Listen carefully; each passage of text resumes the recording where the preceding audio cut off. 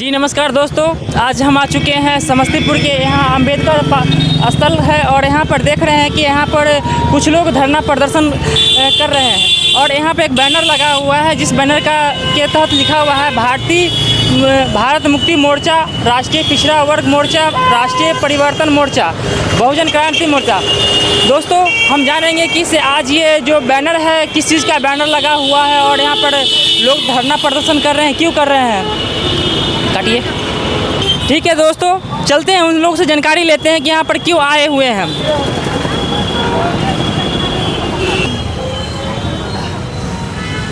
अपना नाम बताइएगा। मेरा नाम कृष्णा प्रसाद, बहुजन क्रांति मोर्चा जिला संयोजक, समस्तीपुर का जिला, यही मेरा परिचय है। आप लोग यहाँ धरना प्रदर्शन क्यों कर रहे हैं। आज धरना प्रदर्शन नहीं है, ये जेल भरो आंदोलन। जेल भरो आंदोलन आज बावन मेश्राम भारत मुक्ति मोर्चा के राष्ट्रीय संयोजक और बहुजन क्रांति मोर्चा के राष्ट्रीय संयोजक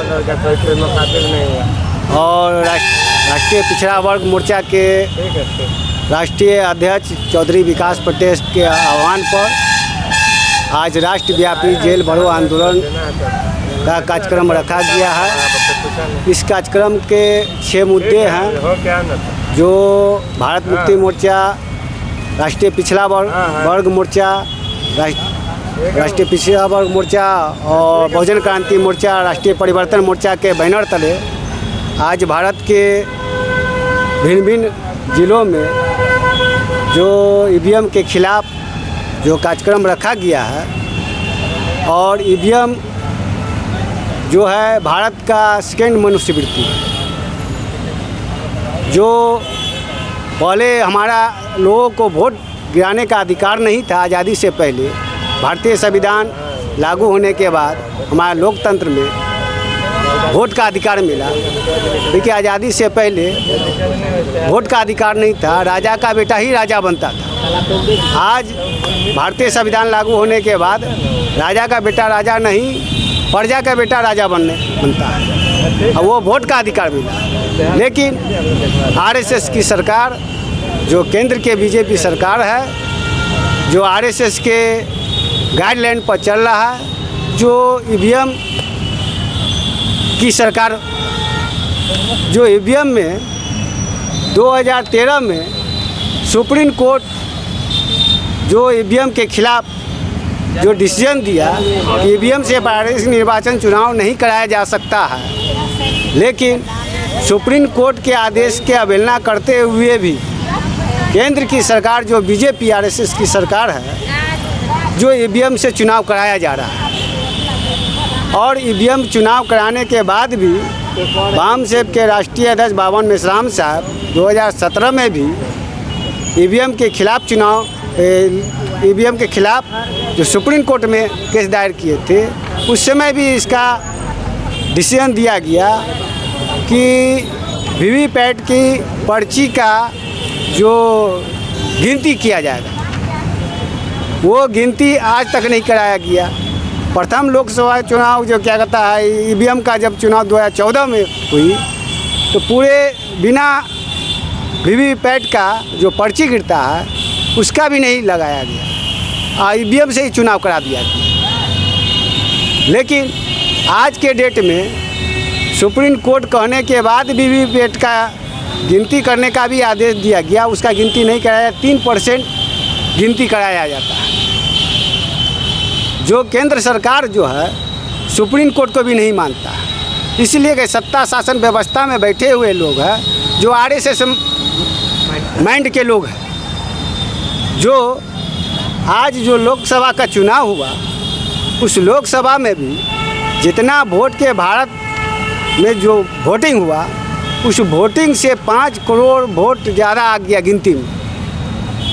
जो इस चुनाव में और इसके अलावा राजस्थान का भी चुनाव हुआ, वहाँ भी गिनती में ज़्यादा आ गया। छत्तीसगढ़ का चुनाव हुआ, वहाँ 6.5 लाख वोट ज़्यादा आ गया।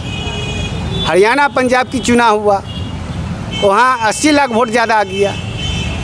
महाराष्ट्र का चुनाव हुआ ईवीएम से, जो 76 लाख वोट ईवीएम जितना वोट गिरा उससे 76 लाख वोट ज़्यादा। तो जस्ट लाइक ये ईवीएम की सरकार है, ईवीएम से जो जिसकी सरकार चाहेगी उसकी सरकार बनेगी। अभी अगले लोकसभा चुनाव में भी नरेंद्र मोदी बनारस से जो चुनाव लड़े उसमें 11 लाख वोट गिरा और गिनती में 12,87,000 वोट आ गए, 1,87,000 वोट ज़्यादा आ गए। तो ईवीएम से किसी भी देश में चुनाव नहीं कराया जाता है। जो देश ईवीएम, जो जापान ईवीएम जो बनाया वहाँ भी बैंड लग गया और अमेरिका भी कह चुका है, बराक ओबामा भी इससे पहले भी कहा था कि भारत का ईवीएम हम 60 सेकंड में हैंग कर लेंगे। वहाँ भी चुनाव ट्रम्प जो करवाया तो ईवीएम की लेकर सोचा था, लेकिन वो भी बोल दिया कि ईवीएम से अधिक चुनाव नहीं कराया जाता, निष्पक्ष चुनाव नहीं कराया जाता, इसमें घोटाला होता। और भारत के 16 पार्टी जो केंद्र का ईवीएम के विरोध में चुनाव नहीं होना चाहिए, इसका अपनामा भी दिया, सुप्रीम कोर्ट में भी कहा गया और केंद्र में भी लिख के दिया गया। लेकिन हमारा वाम सेवक के संगठन जो थे, राष्ट्रीय अध्यक्ष बावन मेश्राम साहब, जो आज भारत मुक्ति मोर्चा के जो राष्ट्रीय अध्यक्ष है और परिवर्तन मोर्चा का राष्ट्रीय संयोजक भी है, वो भी उनका भी केस सुप्रीम कोर्ट में गया। लेकिन सारा केस को इम्प्लीमेंट कर एक जगह कर दिया गया और जो वाम सेवक के द्वारा जो बावन मेश्राम का जो केस था उसको भी इम्प्लीमेंट उसी में कर दिया गया और जो प्रथम पक्ष था उसकी सपोर्ट कर उसके केस में इंक्लूड कर दिया गया और हमारा केस को भी इंक्लूड कर दिया गया। तो इसके लेकर उनका डिसीजन सही नहीं केंद्र सरकार के द्वारा और सुप्रीम कोर्ट को के मिला, जो 2013 में ही कह दिया गया था कि ईवीएम से चुनाव निष्पक्ष नहीं कराया जा सकता। लेकिन आज जो केंद्र सरकार है जो सुप्रीम कोर्ट के भी बात नहीं मानने के लिए तैयार है। आज जो भारत के प्रधानमंत्री जो कहता है कि ओबीसी के वर्ग से हम आते हैं, नरेंद्र मोदी कहते ओबीसी के वर्ग के लोग आते हैं। देखिए प्रथम प्रधानमंत्री जब उस समय बने, बीजेपी की सरकार जब नरेंद्र मोदी का जो बना तो आईएएस का जो एग्ज़ाम हुआ उस समय भी ओबीसी का 314 बच्चा को छांट दिया गया क्रिमिनल लगाकर। अगर ओबीसी रहता तो आज के डेट में ऐसा नहीं करता।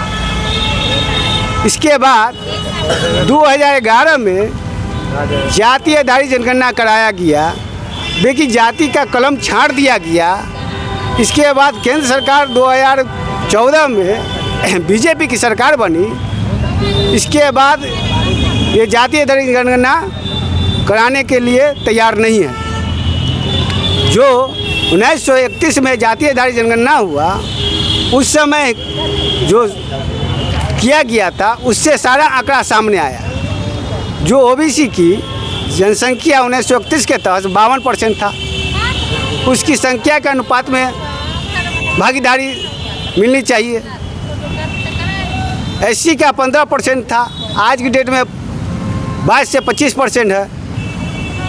ओबीसी का जो 52% था, आज के डेट में बिहार सरकार जो गणना जो कराया उसमें 65% आ गया। एससी का 1931 के जनगणना के अनुसार 7.5% था, अभी 15% है। और जो अल्पसंख्यक सिख ईसाई जैन बुद्धिस्ट जो मुस्लिम लोग सारे जो अल्पसंख्यक लोग हैं उनकी 10.5% था, जो आज 18 से 22% तक गिनती में आया है। तो इसकी भागीदारी जब तक जनसंख्या का जनगणना नहीं होगा तो उसकी भागीदारी कैसे मिलेगी। तो नरेंद्र मोदी कहते हैं हम पिछड़ा वर्ग के हैं, तो पिछड़ा वर्ग के हैं तो पिछड़ा का तो अधिकार नहीं दिए, खाली विकास की बात करते हैं, विकास के विनाश कर रहे हैं। तो हमारा सरकार जो नरेंद्र मोदी है कहता है कि हम बीजेपी की सरकार है, भारत का प्रधानमंत्री सबका होता है, ये एक व्यक्ति का नहीं होता है, पार्टी का नहीं होता है, ये देश के लिए होता है, देश हित के लिए काम करता है। देखिए एक पक्षीय काम करता है। तो आज के डेट में जातीय आधारित जनगणना नहीं कराया जा रहा है, तो जाति आधारित जनगणना नहीं होगी तो संख्या के अनुपात में उसकी विकास या किसी तरह का भागीदारी कैसे मिलेगा? वो नहीं मिल रहा है।